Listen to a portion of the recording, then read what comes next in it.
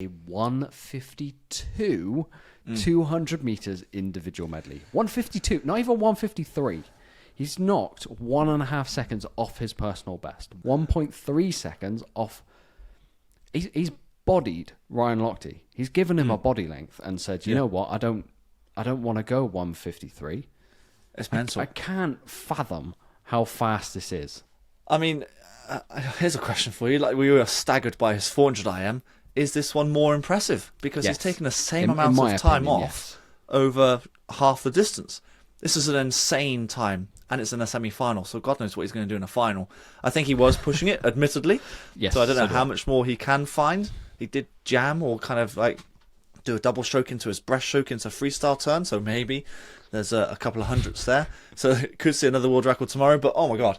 Honestly, an incredible swim, and has to be right up there with one of the strongest world records we've ever seen, I think. I think that it will only be topped if Summer McIntosh were to get the 200 fly. I think that is... Oh, there's a good debate. There's a good question for you. Yeah, there's a few debates there. I know. Does someone match it, or is this the best Leon swim that we've ever seen? I think it's really right up there. Blimey.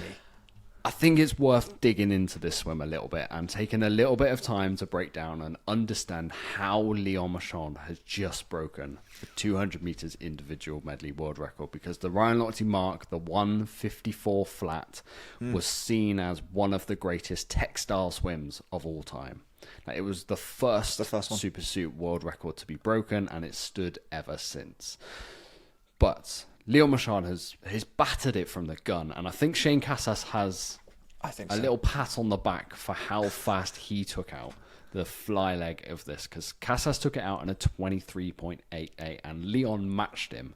He didn't go 23 point, but he went a 24.1, which compared to how Lochte took out the fly leg, comparing the splits, was a 24.89. So straight away, he's 0.7 ahead of it. Yes, and then kind of backs up that with the backstroke leg. Now, in the actual race itself, it looked like he completely battered the field on backstroke, but if we're comparing his splits to what Lochte did, obviously Lochte, world-class backstroker. He was a backstroker first. Yeah, he was a backstroker.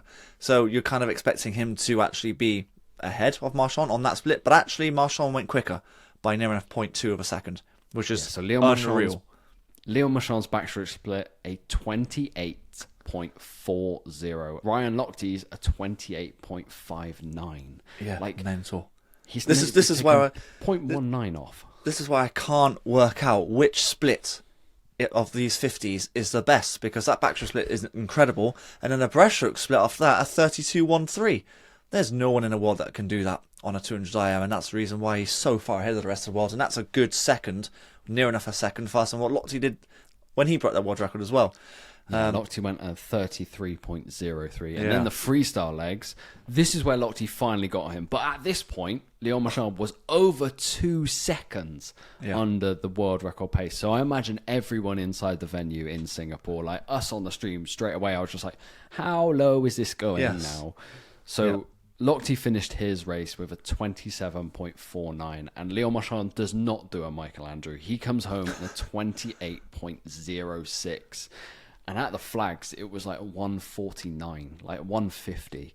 Yeah, and then he touches the wall in a 152.69. And like you say, maybe he does get this lower tomorrow, because there were the tiny bit of skills. There was half a stroke on the breaststroke. Maybe he doesn't have Casas really taking him out as strong tomorrow. Maybe.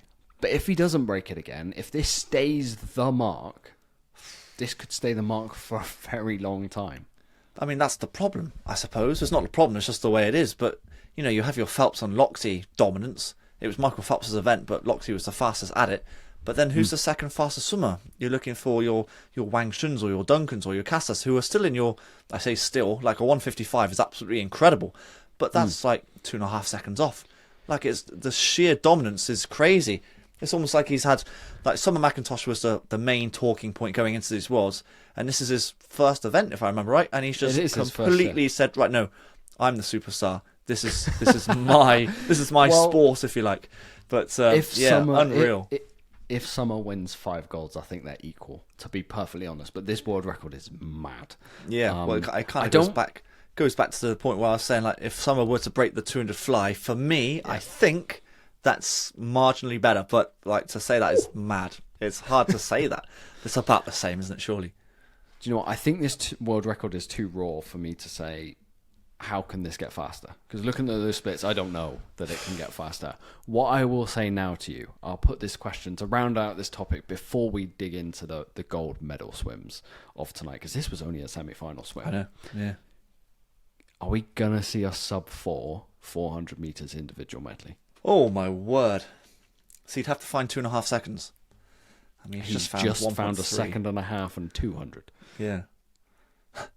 Is he going to go sub-4? My God, that would be insane. I'll go with, let's just say positive. Yes, but it seems unlikely. But, but so it seems unlikely that he went a 152.6 still. So anything can happen at the moment with this guy.